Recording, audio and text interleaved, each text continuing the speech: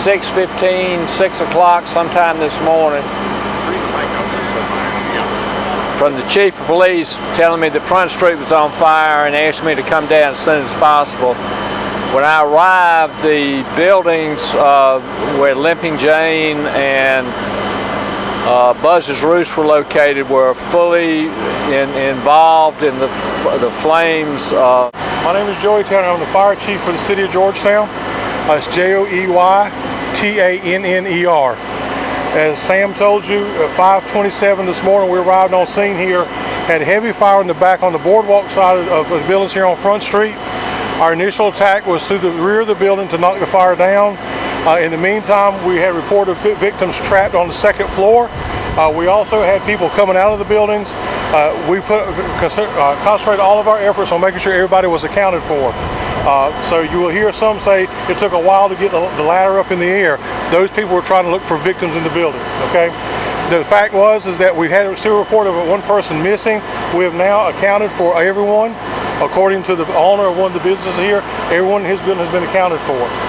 At this point, if you can see the fire scene behind me, we stopped the fire before it got into the Maritime Museum, or we actually put the fire out on top of the Maritime Museum and 3 buildings before it got to our town clock.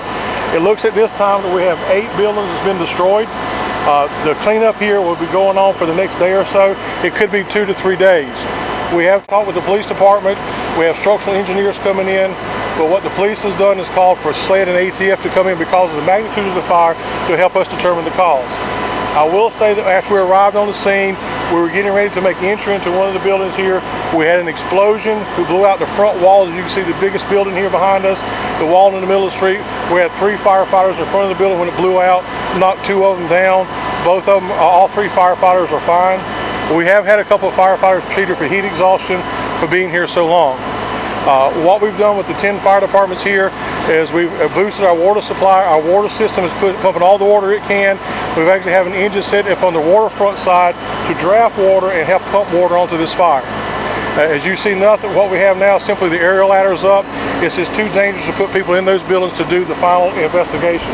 It could be days before we find out anything here. But what we are going to do this afternoon, having a structural engineer here to look at the buildings and see what buildings we can go into. We will go building by building, inch by inch to make sure there's no fire, and then to make sure that we'll try to find the cause of this fire. What is the status of some of the folks who live in the apartments? Do you have any idea how many folks were displaced by this? At this time, I don't. We got one person taking care of that for us right now. I do know that when we arrived on scene, there were 3 people walking out of the building. EMS looked at those folks to treat them to make sure they were okay. The back side of these buildings are all wood frame. It's like on the waterfront side. I live across town, coming across the bridge, I can see the fire in the sky from the bridges. And it looked to be the back of at least 2 buildings were fully involved and coming through the buildings when we got here. Will there be any, I know that a lot of water from out the city was used for this. Are there going to be any services suspended as y'all continue fighting this fire? As we began the fire today, we increased the pumps, our service pumps increased the pressure. We reduced the amount of water going to our Maryville community for a period of time. That has now been restored, or in the process of being restored. That's why we set our pumper up at the river to help boost the pressure here. This explosion could have been many things. From a smoke explosion inside the building itself, building up in pressure before we got here. It could have been a gas line. We don't know that yet. We've been in contact with SCE&G this morning. They'll help do an investigation as well. The other explosion you'll find will be probably gas tanks or those kind of things on the patios or things on the back of the buildings. But do you know if the fire caused the explosions or something blew up and caused the fire? We have no idea what caused the fire at this time. Our fireboat was in the water as soon as we get it deployed, and they began putting water on the fire on Front Street and some of the boats to keep them cool. But I also understand that Sept and a couple other companies are here, or maybe US Tow, to help reduce some of it and move them out of the way. I know we do have some damage on the harbor walk, but I think it's limited damage, maybe to the old portion of the harbor walk. I know the mayor's been there as well too to see that.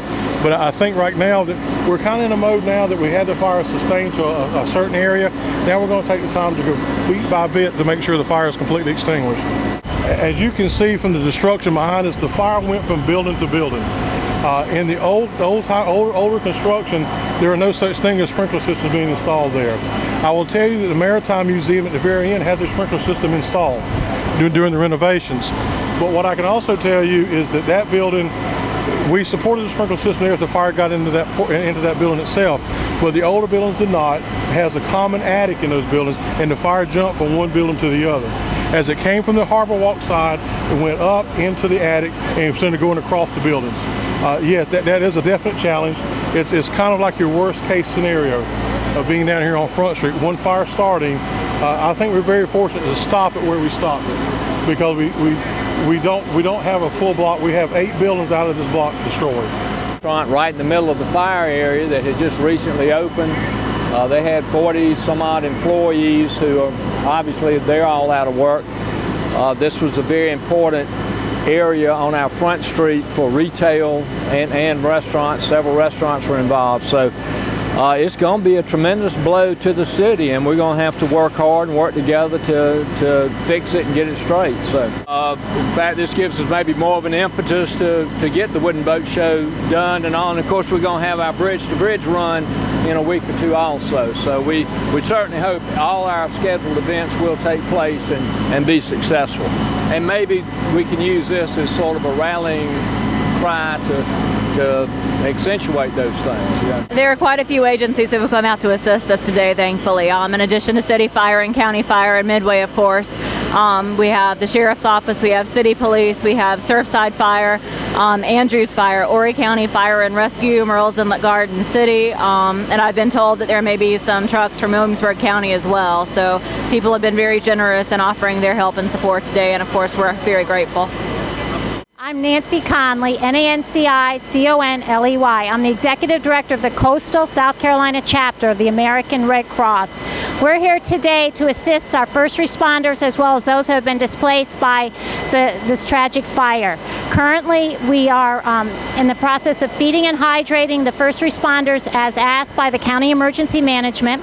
We are meeting with people who have been displaced, and we have professional mental health workers on their way to meet with them as well. Our office is right downtown Georgetown. This is like losing our neighbor. I mean, we're right here on Screven Street. These are our neighbors. These are our family and friends. We're absolutely devastated, but extremely proud to be part of such a wonderful community that comes together in this phenomenal management, first responders.